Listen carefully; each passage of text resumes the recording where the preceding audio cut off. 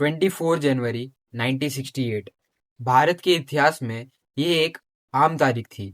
लेकिन इसी दिन एक ऐसा व्यक्ति भारतीय पुलिस सेवा में शामिल हुआ जो आने वाले टाइम में भारत की सुरक्षा नीति का रीढ़ की हड्डी बनने वाला था। आज की ये कहानी है अजीत डोवल के बारे में। तो नमस्कार दोस्तों, आप सभी को स्वागत है मेरे चैनल पर। और आज हम बात करने वाले हैं अजीत डोवल के बारे में, कैसे उन्होंने इंडिया के लिए काम किया और स्पाई बनकर बाहर देशों में इंडिया के लिए बहुत सारे रेस्क्यू ऑपरेशंस किए। तो वीडियो के अंत तक जरूर बने रहेगा क्योंकि आपको बहुत सारी ऐसी जानकारी प्राप्त होगी जो आपको पता नहीं होगा। तो चलिए शुरू करते हैं आज के इस वीडियो को।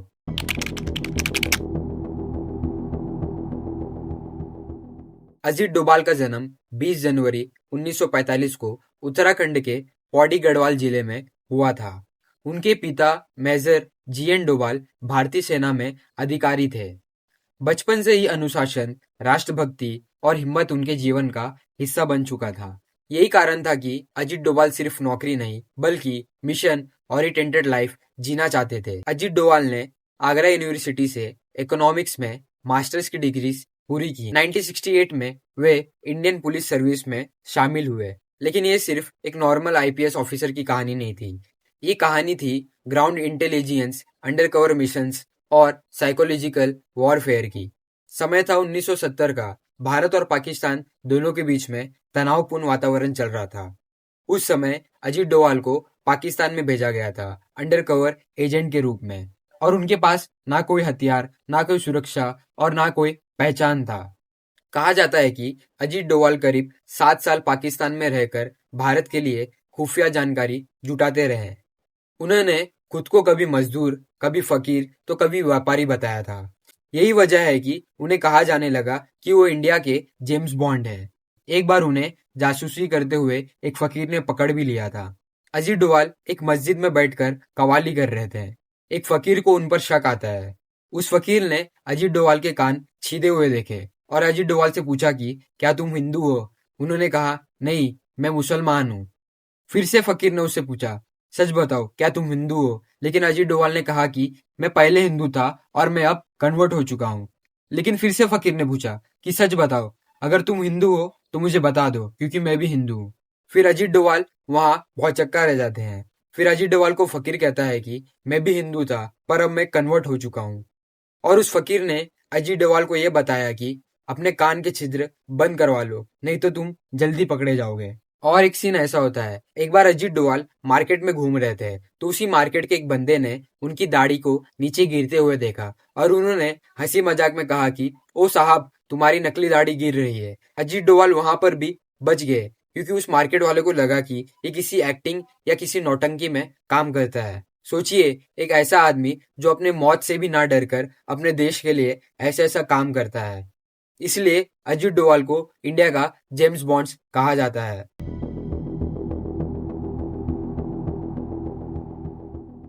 अब हम बात करेंगे ऑपरेशन ब्लू स्टार की।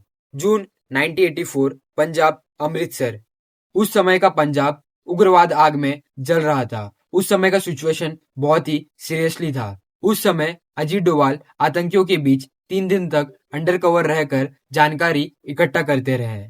यही इंटेलिजेंस ऑपरेशन ब्लू स्टार की नींव बनी। इस मिशन के लिए अजीत डोभाल को कीर्ति चक्र से सम्मानित किया गया था, शांतिपूर्ण समय में दिया जाने वाला दूसरा सबसे बड़ा वीरता पुरस्कार। और ये पुरस्कार अजीत डोभाल डिजर्व भी करते हैं।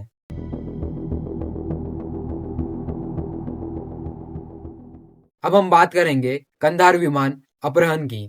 24 दिसंबर 1999 को इंडियन एयरलाइंस फ्लाइट IC 814 को हाईजैक कर लिया गया था। पूरा देश सदमे में था और सरकार पर दबाव भी था। नेगोशिएशन टेबल पर जो व्यक्ति सबसे शांत था वो थे अजीत डोभाल। उन्होंने अपहर्ताओं की साइकोलॉजी को समझा, हर शब्द को एनालाइज किया। हालांकि ये मिशन भारत के लिए आसान नहीं था, लेकिन इसी से ये साफ हो गया कि डोभाल क्राइसिस मैनेजमेंट एक्सपर्ट है। अजीत डोभाल की सोच एकदम साफ और आक्रामक थी और वो कहते हैं कि defensive mindsets never wins wars. उनका कहना था कि टेररिज्म को उसके घर में घुसकर ही जवाब देना चाहिए।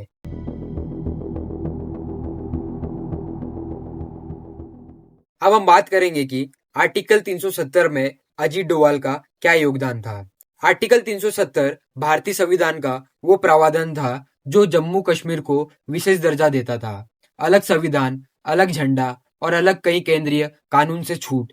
इसे हटाने का निर्णय सिर्फ संवैधानिक नहीं बल्कि राष्ट्रीय सुरक्षा और आंतरिक स्थिरता से भी गहराई से जुड़ा था। अजीत डोभाल दशकों तक कश्मीर में सक्रिय रहे। उन्होंने कट्टरपंथ, अलगाववाद और पाकिस्तान प्रायोजित नेटवर्क की वास्तविक क्षमता का आकलन किया। ये स्पष्ट किया कि आर्टिकल 370 आतंकवादियों के लिए ढाल बन चुका है, कानूनी अस्पष्टता और स्थानीय राजनीतिक संरक्षण के कारण। आर्टिकल 370 हटाने से पहले अतिरिक्त सुरक्षा बल तैनात किए गए थे। संभावित हिंसा हॉटस्पॉट्स चिन्हित कर प्रीएम्प्टिव कदम उठाए गए थे। इंटरनेट और संचार नियंत्रण पर रोक लगा दिया गया था ताकि अफवाह और उकसावे को रोका जा सके। बड़े पैमाने पर जनहानि या विद्रोह ना हो, यह डोभाल की रणनीति का केंद्रीय लक्ष्य था। अजीत डोभाल ने प्रधानमंत्री नरेंद्र मोदी और होम मिनिस्टर अमित शाह को बताया कि निर्णय तेज, निर्णायक और गोपनीय होना चाहिए। डोभाल की सोच सिर्फ आर्टिकल 370 हटाने तक सीमित नहीं थी। उनका मिशन था कि आतंक नेटवर्क पर लगातार कार्रवाई करी जाए। स्थानीय युवाओं के लिए अवसर जैसे निवेश, शिक्षा और भर्ती जैसे कार्य किए जाए। पत्थरबाजी और फंडिंग चैनलों पर सख्त प्रहार करके उन्हें शांत कराया जाए। और उन्हें कश्मीर में सिर्फ सुरक्षा नहीं बल्कि शांति भी चाहिए थी। अजीत डोभाल की सलाह किताबों से नहीं, जमीनी अनुभव से आई है। आर्टिकल 370 हटाना जोखिम भरा था, लेकिन डोभाल ने उसे कंट्रोल रिस्क में बदला। सुरक्षा, राजनीति और कूटनीति, आमतौर पर ये तीनों अलग अलग चलते हैं, लेकिन अजीत डोभाल ने इन तीनों को एक कमांड में जोड़ रखा।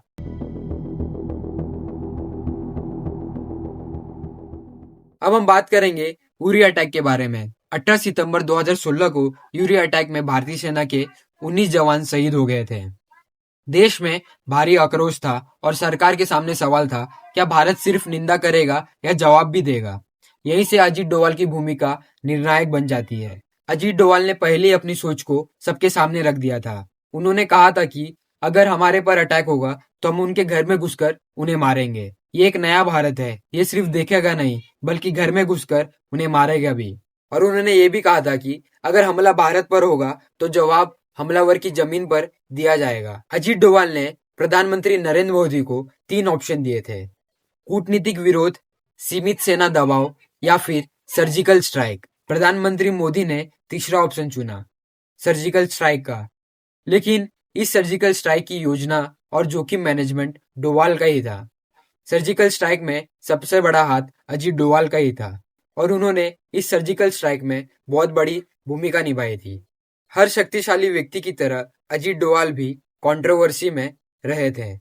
CAA protest, Kashmir lockdown, human rights allegation. लेकिन समर्थकों का कहना है नेशनल सिक्योरिटी में पॉपुलैरिटी नहीं, रिजल्ट्स मायने रखते हैं। अजीत डोभाल पब्लिक स्पॉटलाइट से दूर रहते हैं। अजीत डोभाल वो नाम है जो हेडलाइंस में कम लेकिन हिस्ट्री में हमेशा रहेगा। वो लड़ते नहीं दिखते लेकिन दुश्मन को चलने से पहले रोक देते हैं। अगर आपको अजीत डोभाल की ये जानकारी अच्छी लगी तो मेरे चैनल को सब्सक्राइब जरूर कीजिए। मैं फिर मिलूंगा एक नए टॉपिक के साथ। तब तक के लिए जय हिंद, जय भारत।